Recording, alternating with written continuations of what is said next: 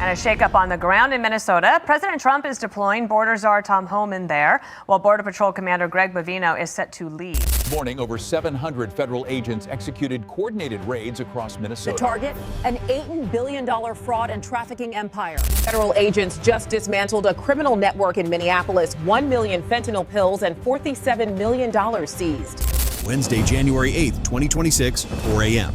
Central Time, Minneapolis, Minnesota. It was the raid that shattered everything we thought we knew about corruption on American soil. Over 700 federal agents, $18 billion stolen from taxpayers, a network of fake daycares, ghost food banks, and phantom Medicaid clinics billing the government for services that never existed. And at the center of it all, a man in black robes who had sworn to uphold the law. But the story they are telling you on the news is only half the truth. While the cameras circle the chaos downtown and protesters flood Cedar Riverside, the real war is unfolding 10 miles south, in the shadow of a 14-story hotel overlooking Interstate 494. This is Operation Midnight Ledger. And what federal agents discovered inside will change everything you think you know about who is really running this country. At 4:17 a.m., the fog hung low over the industrial corridor south of Minneapolis. The kind of cold that seeps through tactical gear and settles into bone. The streets were dead, no traffic, no witnesses, just the faint hum of interstate trucks rolling through the darkness. FBI, DEA ICE, and DHS tactical teams converged on the Northgate executive suites from 4 directions. Black Hawk helicopters held position 2 miles out, invisible against the winter sky. SWAT teams in full kit moved through service entrances, cutting power to elevators and flooding stairwells with silent operators. They had been watching this hotel for 9 months. Intelligence indicated the entire 7th floor had been booked continuously since March, paid through a shell company registered to a P.O. box in Mogadishu. The reservations were always under different names. The faces that entered were never the faces that left. At 4:32 a.m., the command was given.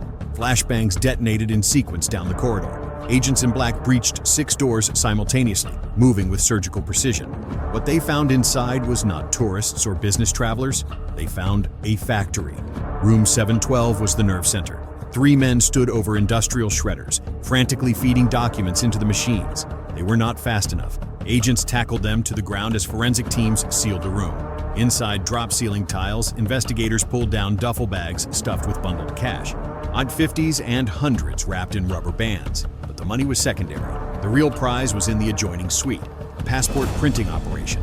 Hundreds of blue United States passports stacked on the beds, freshly laminated, featuring photographs of individuals who had entered the country within the past 72 hours. Blank social security cards, counterfeit driver's licenses from 12 different states. This was not a hideout. This was an identity manufacturing plant feeding ghost employees into a fraud machine that stretched across the entire Midwest. By sunrise, 243 foreign nationals were zip-tied in the hotel lobby. But as dawn broke over Minneapolis, the operation hit a complication no one anticipated. News of the raid spread through encrypted channels within minutes. A crowd formed outside the hotel perimeter. Local police, bound by sanctuary ordinances restricting cooperation with federal immigration enforcement, stood back. The atmosphere turned volatile. Bottles and debris rained down on federal transport vehicles. A standoff materialized in the parking lot. On one side, federal agents in tactical formation holding the line. On the other, protesters emboldened by earlier confrontations, chanting that the operation was illegal. But inside the command vehicle, the lead agent was not watching the chaos outside. He was staring at a seized laptop from room 712.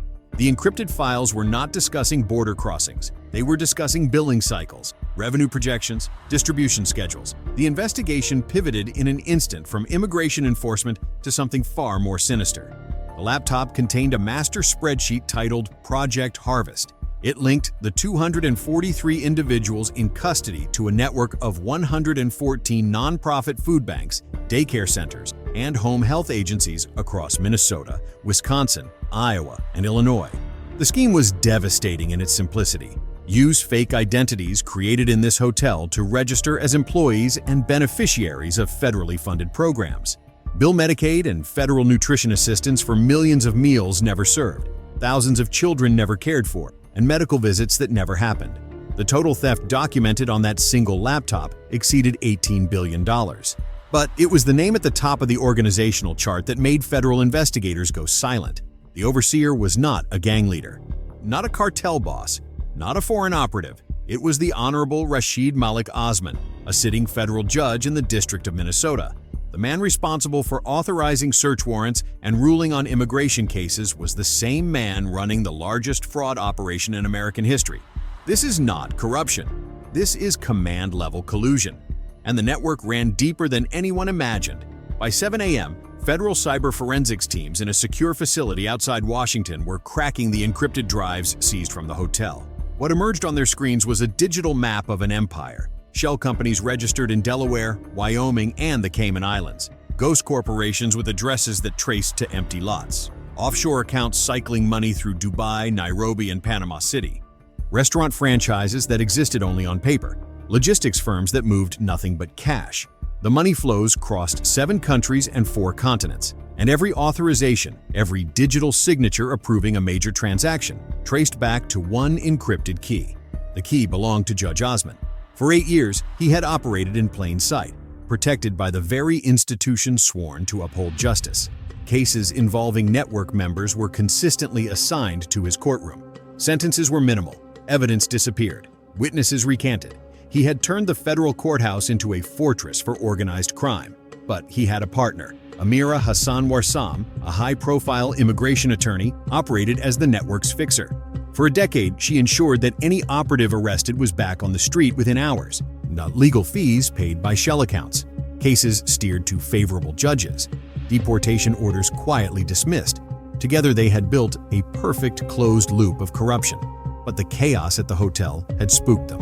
The encrypted communications went wild. At 8:14 a.m., a federal alert triggered.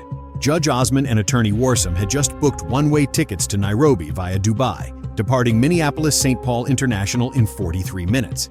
Agents had less than half an hour to cross the city through morning rush hour. This was no longer a tactical operation. This was a race against escape velocity. At 8:51 a.m., the judge and the attorney were seated in the Delta Sky Club, sipping coffee and watching departure boards, convinced they were minutes from freedom. They never saw the team of plainclothes U.S. Marshals approach. There was no shouting, no dramatic confrontation, just a quiet tap on the shoulder, a badge flashed beneath a suit jacket, and the cold click of handcuffs closing beneath expensive sleeves. The untouchables had just been touched, but cutting off the head only made the body thrash harder. At 9 a.m., the federal blackout order lifted, revealing the true scale of the morning's offensive. What appeared to be a localized hotel raid was actually one coordinate on a massive operational map. Simultaneous to the Minneapolis breach, Operation Midnight Ledger had ignited across 5 states: Wisconsin, Illinois, Iowa, Missouri, Michigan. 1,200 federal agents moved in unison. In Chicago, a fortified warehouse used to repackage fentanyl pills for Midwest distribution erupted into a 30-minute firefight. Cartel enforcers barricaded loading docks and traded fire with SWAT teams using military-grade automatic weapons. By the time silence fell, 11 cartel gunmen lay dead. 3 federal agents were airlifted with critical injuries.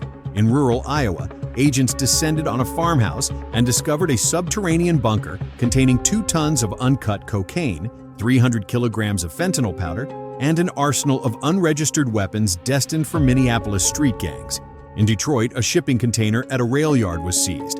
Inside, instead of auto parts, investigators found shrink-wrapped pallets of currency totaling $62 million. The network Judge Osman had protected was not merely a fraud ring. It was a logistics empire that rivaled corporate efficiency, moving narcotics, money, and human beings across state lines with absolute impunity. The seizure totals by noon were staggering: 4.7 tons of narcotics, $218 million in cash, 47 firearms including fully automatic weapons, 14 vehicles, 9 properties, and 712 arrests across 6 states. But the corruption ran deeper than organized crime.